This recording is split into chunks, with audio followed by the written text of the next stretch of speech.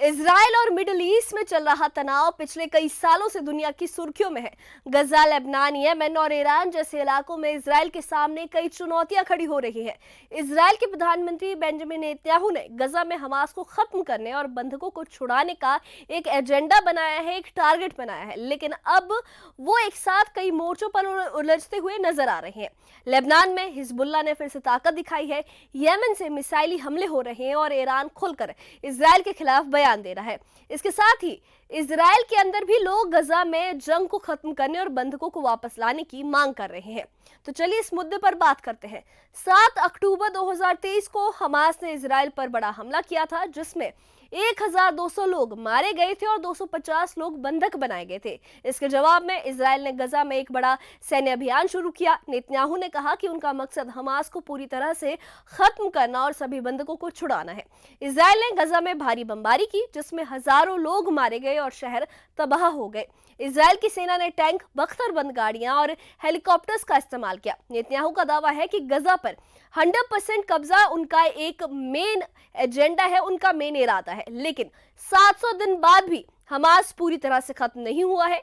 गजा में अभी भी 22 बंधक बचे हुए हैं और इजराइल की सेना को भारी नुकसान उठाना पड़ रहा है। इस बीच इजराइल के अंदर और बाहर से नेतन्याहू पर दबाव लगातार बढ़ रहा है। लेबनान में हिजबुल्लाह ने हाल ही में एक नया वीडियो जारी किया है, जिसमें उसने अपनी ताकत दिखाई है। हिजबुल्लाह के नेता नईम कासिम ने कहा है कि हम अपने हथियार नहीं छोड़ेंगे, ये हथियार हमें सम्मान और सुरक्षा देते हैं। हम इजराइल को लेबनान में आजादी से घूमने नहीं देंगे।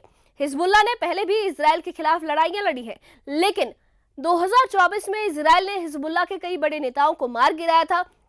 कई लोगों को लगा था कि हिजबुल्लाह कमजोर हो गया है, लेकिन इस नए वीडियो में उसने अपनी फायर पावर और सैनिकों की ताकत दिखाई है।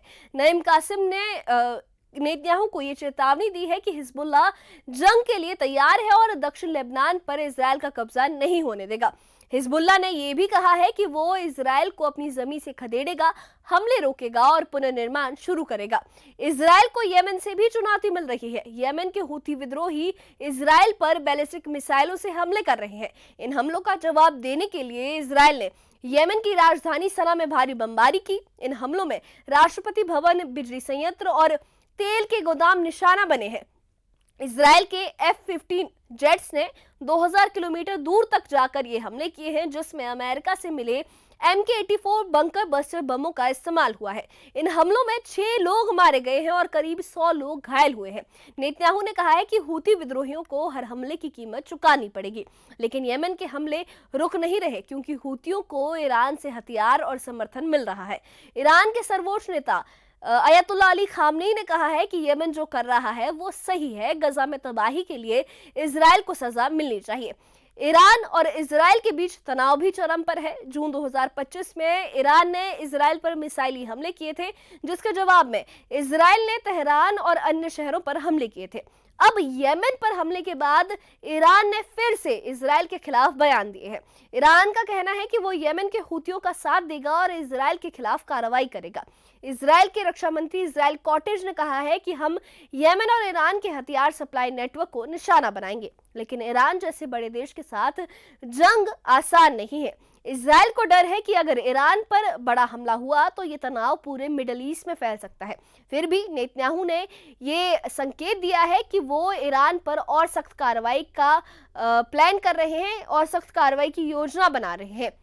इजराइल के अंदर भी नेतन्याहू को भारी विरोध का सामना करना पड़ रहा है। तल अवीव और बाकी शहरों में लाखों लोग सड़कों पर उतर आए हैं। वो गजा में जंग खत्म करने और बंधकों को वापस लाने की मांग कर रहे हैं। प्रदर्शनकारी हाईवे जाम कर रहे हैं और बंधकों की तस्वीरें लेकर नेतन्याहू पर दबाव डाल रहे हैं। एक पूर्व बंधक डोरोन स्टीनब्रेचर ने कहा है कि मैं सुरंगों में थी, वहां ना रोशनी थी ना ताजा हवा, हर पल जान का डर था। और एक और रिहा हुए बंधक ने कहा है कि हमास ने एक डील पर सहमति जताई है। सेनाध्यक्ष और अमेरिका भी बंधकों को वापस चाहते हैं। लोगों की यही मांग है। इजराइल की सेनाध्यक्ष जनरल जमीन ने भी कहा है कि गजा पर 100% कब्जे का प्लान सेना को थका देगा। वो भी युद्ध विराम और पीस डील की बात कर रहे हैं। नेतन्याहू ने गजा में युद्ध को और तेज करने का फैसला लिया है, इस जंग को और तेज करने का फैसला किया है। वो कहते हैं कि ये जंग गजा से शुरू हुई और गजा में ही खत्म होगी। हम हमास को खत्म करेंगे और सभी बंधकों को छुड़ाएंगे। इजराइल की सेना गजा पर हर उस जगह पर हमला कर रही है जहां हमास की मौजूदगी हो सकती है। मरकावा टैंक और नेमर बख्तरबंद गाड़ियां गजा के आसपास तैनात है, लेकिन इतनी भारी बमबारी और सैन्य कार्रवाई के बावजूद हमास का पूरी तरह से खात्मा नहीं हुआ है। नेतन्याहू का कहना है कि गजा को इजराइल के लिए खतरा नहीं बनने देना है, लेकिन उनके इस प्लान को इजराइल के अंदर और बाहर दोनों जगह सवालों का सामना करना पड़ रहा है। लोग पूछ रहे हैं कि इतने बड़ी जंग का असली मकसद क्या है, इतनी बड़ी जंग का क्या फायदा है। नेतन्याहू के सामने अब 4 बड़े मोर्चे हैं। पहला गजा, जहां वो हमास को खत्म करना चाहता है। दूसरा लेबनान, जहां हिजबुल्लाह युद्ध की धमकी दे रहा है। और तीसरा यमन, जहां हूती विद्रोही मिसाइल से हमले कर रहे हैं। और चौथा ईरान, जो इजराइल के खिलाफ खुलकर बोल रहा है।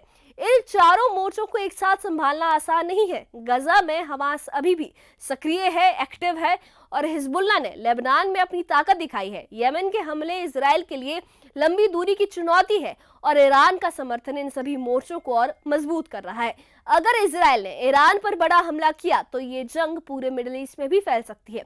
नेतन्याहू को यह भी डर है कि उनके अपने देश में बढ़ता विरोध उनकी सरकार को और कमजोर कर सकता है। इस तनाव का भविष्य अनिश्चित है, अनसर्टेन है, और नेतन्याहू का कहना है कि वो गजा में जंग को अंजाम तक पहुंचाएंगे, लेकिन इजराइल के लोग अब थक चुके हैं। वो युद्ध विराम और बंधकों की रिहाई चाहते हैं। हमास ने एक डील पर सहमति जताई है और अमेरिका भी इस डील को सपोर्ट कर रहा है, लेकिन नेतन्याहू इसे मानने को तैयार नहीं है। लेबनान में हिजबुल्लाह की नई ताकत और यमन के हमले इजराइल के लिए नई मुश्किलें खड़ी कर रहे हैं। ईरान का खुला समर्थन इन मोर्चों को और मजबूत कर रहा है, और अगर इजराइल ने ईरान पर हमला किया तो ये तनाव और बड़ा हो सकता है। दूसरी तरफ इजराइल के अंदर विरोध बढ़ता जा रहा है, जो नेतन्याहू की नीतियों को कमजोर कर सकता है। इजराइल और मिडिल ईस्ट का तनाव एक कॉम्प्लिकेटेड और काफी खतरनाक सिचुएशन बन चुका है, एक खतरनाक स्थिति बन चुका है। नेतन्याहू गजा में हमास को खत्म करने, लेबनान में हिजबुल्लाह को रोकने और यमन के हमलों का जवाब देने और ईरान के खिलाफ रणनीति बनाने की कोशिश कर रहे हैं, लेकिन इन 4 मोर्चों के साथ साथ उन्हें अपने देश में भारी विरोध का भी सामना करना पड़ रहा है। लोग गजा में जंग खत्म करने और बंधकों को वापस लाने की मांग कर रहे हैं। आने वाले महीने इस तनाव के लिए काफी ज्यादा अहम होंगे। क्या नेतन्याहू इन सभी चुनौतियों को संभाल पाएंगे, या ये तनाव और बढ़ेगा? अगर इस मुद्दे पर आपकी कोई राय है तो हमें कमेंट बॉक्स में अपनी राय जरूर बताइए, और इससे जुड़े अपडेट्स के लिए और ऐसी ही खबरों के लिए हमारे चैनल के साथ बने रहिए। हमारे चैनल को सब्सक्राइब करिए। शुक्रिया।